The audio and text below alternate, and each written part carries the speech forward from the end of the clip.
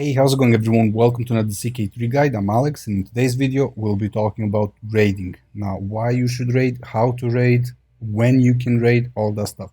So if you're playing like a Viking ruler, someone who's clan or tribal government type, then you can raid. They often come here and raid. They sometimes have really large armies, and they can carry a lot of gold from raids, then go back. That's a great way of making extra income, and it's also a great way of weakening other rulers if you plan to invade them, like in a war. You can kind of mess them up and then invade them and conquer them easier. And obviously, the main goal is to make gold. So in this case, I'm playing feudal in this campaign, but I'm unreformed Slavic faith, so I can actually raid. And you have this little option here in the military tab to raise all of your armies as raiders. So wait a little bit until increase the speed. And there's also this nice little commander trait, Reaver, raid speed plus 100% and attrition minus 75%, so that's huge. So and this guy has a decent martial as well, so sometimes when you raid, rulers will be raising their armies to oppose you. If they defeat you, then they will take all the gold that you plundered and take it for themselves. So in this case, you can see here we have raid loot. This shows you how much loot you're carrying and how much you can carry, like the maximum amount. So the first thing that you want to do is you obviously want to determine who you're going to raid. In this case, we have this guy here. He has no liege, no alliances, nothing. His army is kind of inferior to ours, so he's a perfect candidate for raiding. And later I might attack him and conquer his land as well. And then you take a look at his holdings. We have the main castle holding. This is how much loot you will get from raiding it. Then he has a temple holding, 6 gold, and then he has another castle, 4 gold. So in this case, we're not going to get that much gold.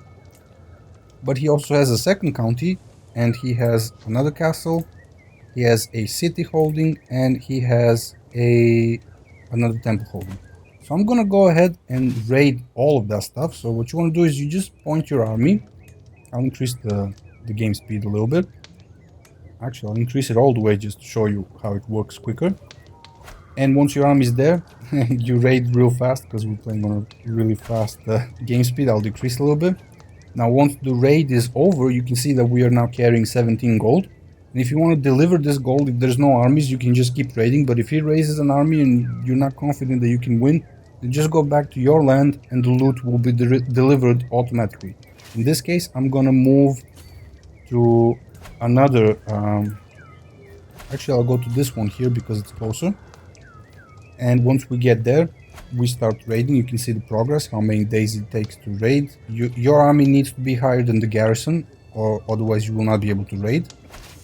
And what happens when you successfully raid is you can see his taxes and levies are reduced a little bit because we've sacked his control. We've raided him and now his control is lower.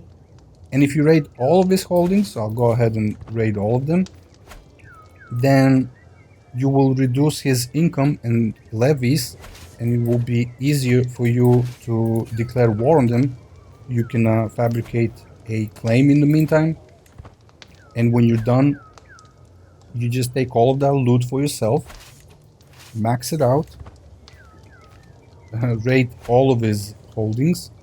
And you can go raid other rulers as well, like anyone who's not able to stand up to you. You just want to max out your the maximum amount of gold that you can carry. In this case, we can still keep going, so I can raid this as well. And I can now go back and deliver that loot, or I can keep raiding, or I can just go, let's say I'll go here and deliver my loot. Now, after a while, his control will grow back and he'll recuperate, but it's definitely a hit on you. And I actually played one campaign as this guy, so, and that does happen, like other bigger rulers will come and raid you and just take your stuff, and there's not much you can do. So you kind of just have to sit back and take it, but eventually when you grow in power, you get some alliances, you fabricate some claims, or a holy war or something like that, and then you attack them and you can kind of mess them up, and then later they will not be raiding you when they don't have the the military power to do that. So I'm not sure if I started playing as this guy or maybe even this guy. So this guy is an even easier target to raid because he has a much weaker army. Now the loot is less as well. You get more loot from raiding capitals, but early in the game, this is a great way to get more income and create more men-at-arms or create some buildings, things like that. Now, once someone declares a war on you, when you're done raiding, you plundered everything that you wanted to. Oh, and there's also like negative events that can happen for the ruler and positive events that can happen for you. You might get even extra stuff while you successfully raid them. But make sure your commander has the river trade so you can raid much faster. That's pretty good. I mean, it's not required, but it does really help. And then you have this option here. You can stop them from always raiding. You can raid multiple locations at the same time if you want to split your army. You can stop being a raiding army and reinforce, because when you're a raiding army, you cannot reinforce if someone attacks you. And then if you're done raiding, just go ahead and disband them, get some extra loot. And now, as you can see, I have a lot more gold, and that's it. So that's how you raid. That's who you should raid, how to raid, why to raid, all of that stuff. There's not much for you to do if a bigger ruler is raiding you.